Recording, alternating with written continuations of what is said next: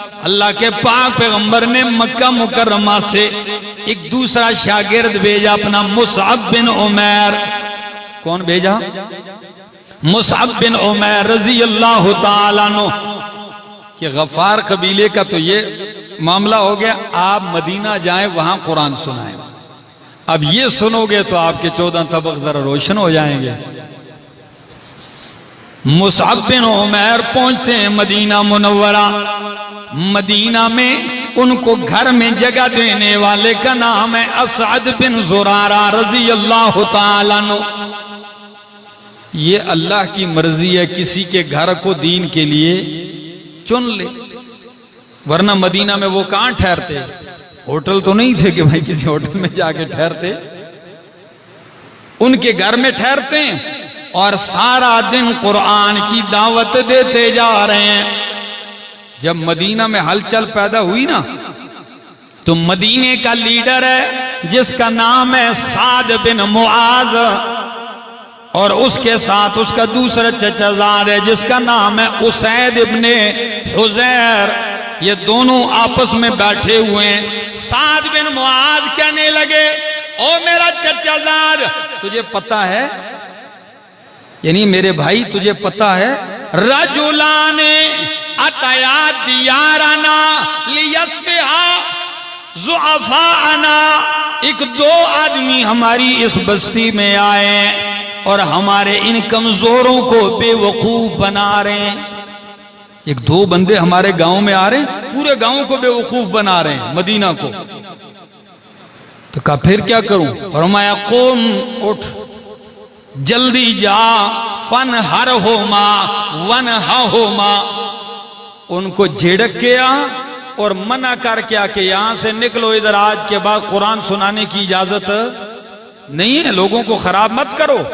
آج بھی کوئی قرآن سنائے تو لوگ کہتے ہیں یہ لوگوں کو کیا کر رہے ہیں، یہ تو گمراہ کر رہے ہیں. اور اگر ان کو کہانیاں سناؤ، خرافات سناؤ تو بلے بلے واہ واہ ہو جاتی ہے. لوگ کہتے ہیں واہ واہ واہ. کہ منع کرو ان کو. اسید اٹھتے ہیں تلوار ہاتھ میں، آ گئے میرے پیغمبر کا شاگرد رشید مصعب بن عمیر. او مصعب تیری شان پہ قربان جاؤں. دونوں بیٹھے ہوئے باغ میں.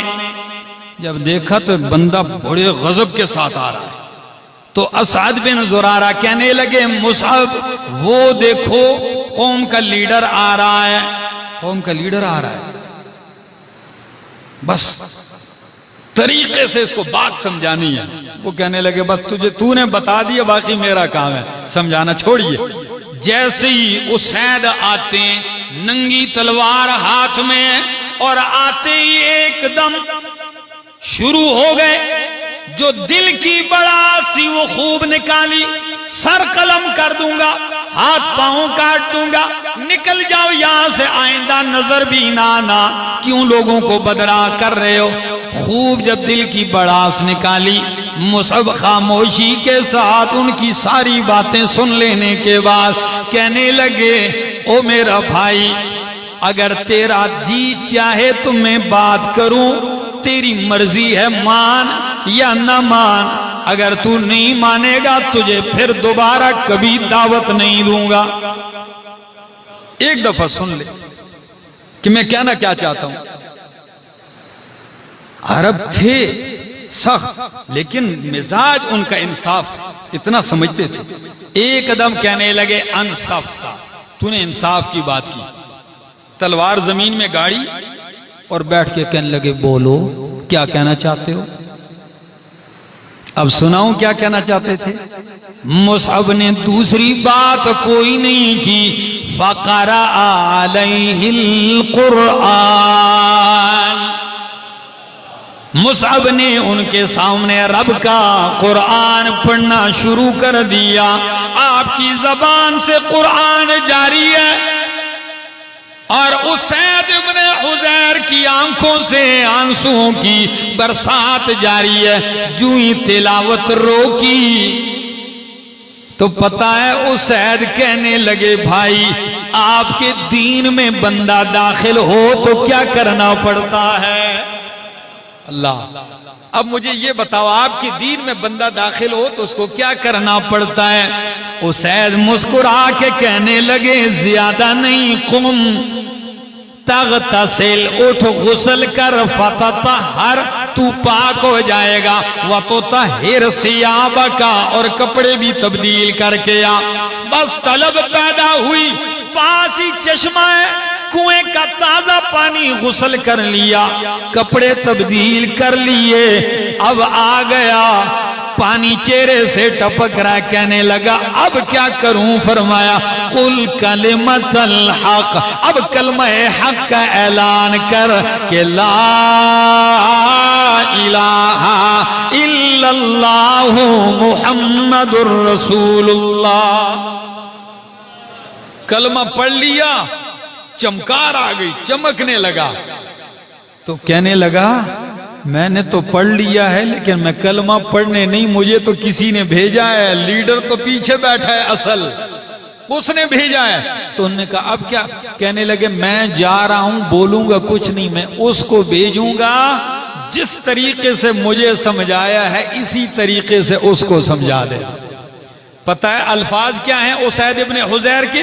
کہنے لگا ان ورائی رجلن، میرے پیچھے ایک آدمی ہے، ان اتبعکما، اگر اس نے تمہاری بات مان لی تو لم یتخلف من قومہ احد، اس کے ماننے کے بعد اس کی قوم میں کوئی ایک بندہ بھی کافر نہیں رہے گا، سارے اسلام لے آئیں گے۔ آدمی اس درجے کا ہے۔ مصعب کہنے لگے ایسا ہی تو بندہ ہمیں چاہیے، جلدی جاؤ اسے بھیجو، جلدی جاؤ جاؤ۔ اسید جب جانے لگے، ادھر سعد بن معاذ مدینہ منورہ کا لیڈر بنو عبد الاشہل کا، وہ انتظار میں بیٹھا ہے، دوست بھی ساتھ ہیں۔ جب اسید کو آتے دیکھا تو سعد دوری سے کہنے لگا ساتھیو، سعد کو تو میں نے، اسید کو میں نے منع کرنے بھیجا ہے، لیکن اللہ کی قسم آتے ہی بتلا رہا ہے کہ میرے بھائی کا وہ چہرہ نہیں جس چہرے کے ساتھ گیا تھا، وہ چہرہ نہیں لے کے آیا، بلکہ نور ایمان چمک رہا ہے اس کے چہرے پر۔ اللہ کی قسم اس کا چہرہ بدل چکا ہے، یہ وہ چہرہ لے کے نہیں آیا۔ بس آتے ہی جب اسید ابن حضیر سے کہا ہاں بھائی منع کیا ہے تو نے ان کو کیوں نہیں کیا؟ اسید نے بھی دوسری بات نہیں کہا، بھائی جان میں نے تو کر دیا، اب آپ ہی جا کے منع کر دیں، میں تو منع کر آیا ہوں، اب آپ جا کے منع کرائیں۔ اچھا میرے بغیر نہیں ہوتا؟ نہیں نہیں آپ جائیں۔ اچھا آپ نے نیزہ اٹھایا اور نیزہ اٹھا کے تلوار سونت کے چل پڑتے ہیں، وہ دونوں انتظار میں ہیں کہ اب آئے گا لیڈر۔ لیڈر جس بپھرے ہوئے انداز سے پہنچتا ہے، آتے ہی برس پڑا اور اس مدینے والے شخص سے کہا اللہ کی قسم تو میری پھوپھی کا بیٹا نہ ہوتا نا تو یہ جس بندے کو مکے سے لے کے آیا لوگوں کو گمراہ کر رہا ہے، ابھی تک میں تمہارے سر قلم بھی کر دیتا، لیکن رشتہ داری ہے لحاظ کرتا ہوں، اٹھو۔ مصعب خاموشی سے سن رہے ہیں، سننے کے بعد کہنے لگے بھائی جان اتنا موقع تو دو کہ میں کچھ کہہ سکوں کہ میں کہنا کیا چاہتا ہوں۔ آیا کس لیے ہوں؟ کہنے لگا ہاں بولیے آپ کیا چاہتے ہیں؟ اسید بن حضرت سعد بن معاذ سے مصعب بن عمیر رضی اللہ تعالیٰ عنہ کہنے لگے ہمیں بولنے کا موقع ملے گا، آپ کی مرضی ہے مان لے، نہیں مانتے ہم چلے جائیں گے، آپ کو دعوت نہیں دیں گے۔ کہنے لگا اچھا سناؤ کیا کہنا چاہتے بڑے غصے میں۔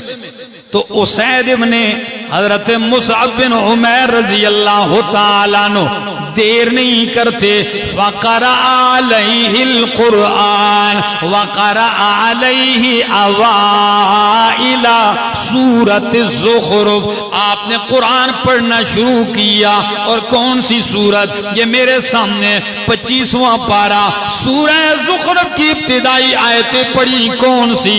حامیم والکتاب المبین.